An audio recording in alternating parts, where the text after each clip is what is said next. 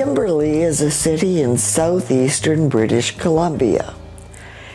It's along Highway 95A between the Purcell and Rocky Mountains. Kimberley was named in 1896 after the Kimberley mine in South Africa. From 1917 to 2001, it was home to the world's largest lead and zinc mine, the Sullivan Mine. Now it is mainly a tourist destination with the Kimberley Alpine Resort ski area and underground mining railway. The community dates from 1892 when prospector Pat Sullivan staked his claim. His claim led to the Sullivan Mine. Kimberley's economic driver is all-season tourism, golf, hiking and biking, waterways for paddle sports, and fishing. The Kimberley Alpine Resort is part of Western Canada's Powder Highway, popular worldwide with skiers and snowboarders. The Kimberley Civic Center is home to the Kimberley Dynamiters, a Junior B ice hockey team in the Kootenay International Junior Hockey League, the KIJHL. The Dynamiters have produced many professional hockey players, including NHLer Jason Weimer. Kimberley Nature Park is the largest incorporated park in Canada, with 1,977 acres or 800 hectares. It is home to many different types of wildlife, including bears, deer, skunks, raccoons, moose, cougars, coyotes, and turkeys. Built on the rolling slopes of the Sullivan and North Star Hills, Kimberley is Canada's highest city, elevation 3,662 feet or 1,116 meters.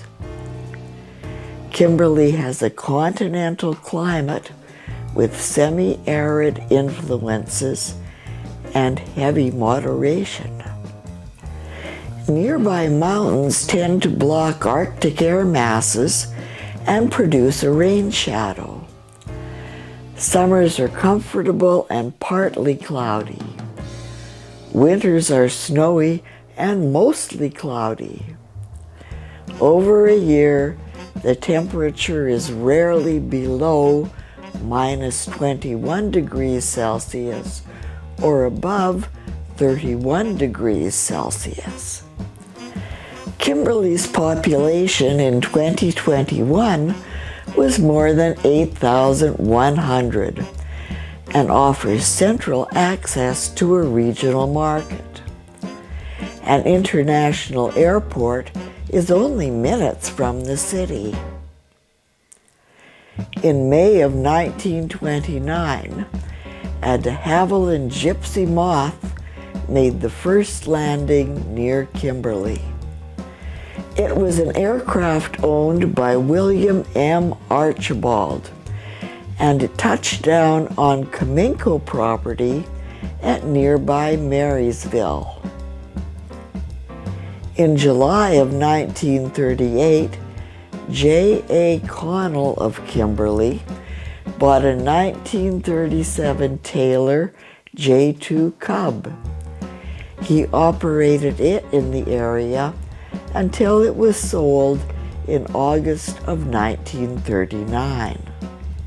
The Trans-Canada Airway extension from Lethbridge to the west coast did not originally include a radio range station at Kimberley. It was not built until the Second World War.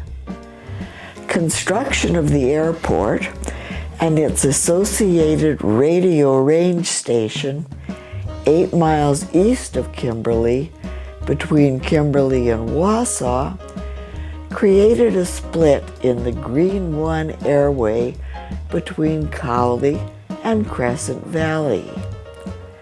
The north leg went through the Kimberley Range. The south leg went through the Cranbrook Range. Initially, the Kimberley and Cranbrook airports had their own radio range instrument approaches. In post-war years, the instrument approach to Cranbrook was predicated on the Kimberley Range. Aircraft would then proceed visually to Cranbrook. The Department of Transport eventually classified Kimberley as an intermediate airport on the Trans-Canada Airway, with a weather reporting and air radio station placed on site. During the Second World War, Kimberley received considerable air traffic from the British Commonwealth Air Training Plan stations in southern Alberta, as well as itinerant RCAF aircraft on the Lethbridge to Vancouver Airway. Its location and its 4,175-foot by 800-foot runway, well clear of obstructions, made it well suited for training. In late September of 1943, an RCAF Bolingbroke flew a photographic survey of the Kimberley Airport from a temporary assignment base at Penticton. Flying Officer George Williamson landed here in May 1944 in an RCAF Grumman Goose.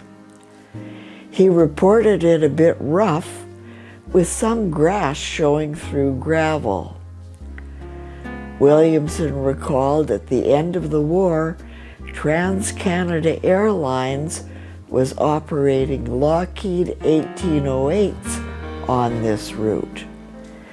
Unlike the DC-3s, the Lockheeds were able to maintain an altitude on one engine. That would enable them to stay above the mountainous terrain. One of these aircraft had a problem and landed at Kimberley. It was flown out without passengers.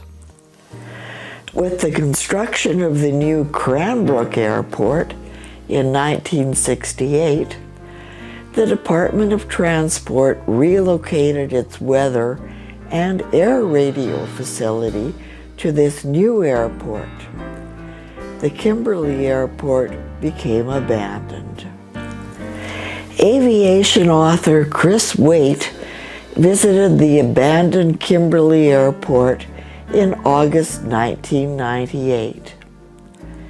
He found the DOT buildings gone, except for the concrete powerhouse for the radio range. The landing area was covered in knee-deep grass and wildflowers. The field sloped downhill to the south.